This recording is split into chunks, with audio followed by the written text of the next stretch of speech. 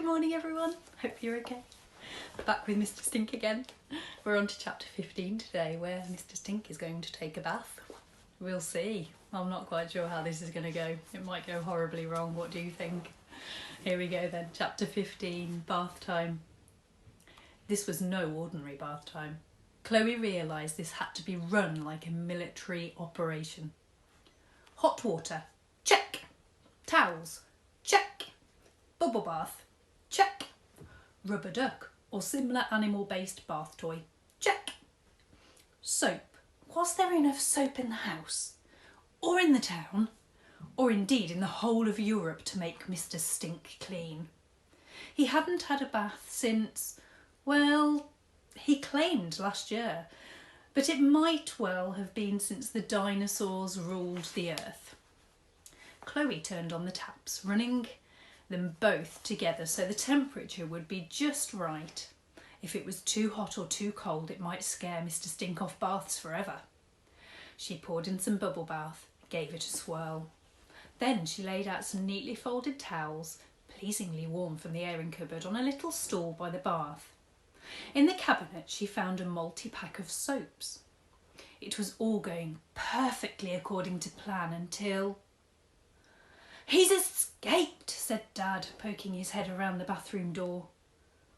"What do you mean, escaped?" said Chloe. "He's not in the shed, he's not in the house. I couldn't see him in the garden. I don't know where he is." "Start the car," said Chloe. They sped off out their street. This was exciting. Dad was driving faster than usual, although still 1 mile an hour less than the actual speed limit. And Chloe sat in the front seat, which she hardly ever did. All they needed were some donuts and a coffee to go, and they would be like two mismatched cops in a Hollywood action movie. Chloe had a hunch that if Mr. Stink was anywhere, he would be sat on the bench where she had first talked to him. "Stop the car," she said, as they passed the bench. "But it's a double yellow line," pleaded Dad. "I said stop the car." Dad stamped on the brake. The tyres screeched and the car stopped. They were both propelled forward a little in their seats. They smiled at each other at the excitement of it all. It was as if they had just ridden a roller coaster. Chloe sprang out of the car and slammed the door shut, something she would never dare do if her mother were around. But the bench was empty. Mr. Stink wasn't there. Chloe sniffed the air. There was a faint whiff of him, but she couldn't really tell if this was a recent one or a lingering odour from a week or so ago. Dad drove around town for another hour. Chloe checked all the places she thought her tramp friend might be. Under bridges, in the park, in the coffee shop, even behind bins. But it seemed as though he had really disappeared. Chloe felt like crying. Maybe he had left the town. He was a wanderer after all. "We'd better head home now, darling," said Dad softly. "Yep," said Chloe, trying to be brave. "I'll put the kettle on," said Dad as they walked indoors. In Britain, a cup of tea is the answer to every problem. Fallen off your bicycle? Nice cup of tea. Your house has been destroyed by a meteorite? Nice cup of tea and a biscuit. Your entire family has been eaten by a T-Rex that has travelled through a space-time portal? Nice cup of tea and a piece of cake. Possibly a savoury option would be welcome here too, for example a Scotch egg or a sausage roll. Chloe picked up the kettle and went to the sink to fill it. She looked out of the window. Just then, Mr. Stink's head popped up from the pond. He gave her a little wave. Chloe screamed. "Ah!" When they'd got over their shock, Chloe and Dad walked slowly towards the pond. Mr. Stink was humming the song, "Row, row, row your boat," to himself. As he sang, he rubbed algae into himself with a lily. A number of goldfish floated upside down on the water's surface. There he is, in the pond, having a bath. Silly Mr. Stink. Good afternoon, Miss Chloe.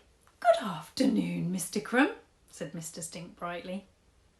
I won't be too long. I don't want to get too wrinkled in here. What are you doing? Asked Dad. The Duchess and I are having a bath, of course, as young Chloe suggested. At that moment the Duchess appeared out of the murky depths, covered in weeds. As if it wasn't enough that he was having a bath in a pond, Mr. Stink had to share it with his dog too. After a few moments the Duchess clambered out of the pond, leaving behind a large black scum layer floating on the water. She shook herself dry, and Chloe stared at her in surprise. It turned out she wasn't a black little dog, after all, but a little white one. Mr. Crumb, sir, said Mr. Stink, would you mind awfully passing me a towel? Thank you so much. I'm clean as a whistle now. I don't think he's going to smell that good if he's had a bath in a pond. The Duchess looked at Chloe with that look that said, you had the chance to tell him, but you chose to carry on the lie. How do I know the Duchess's look said this?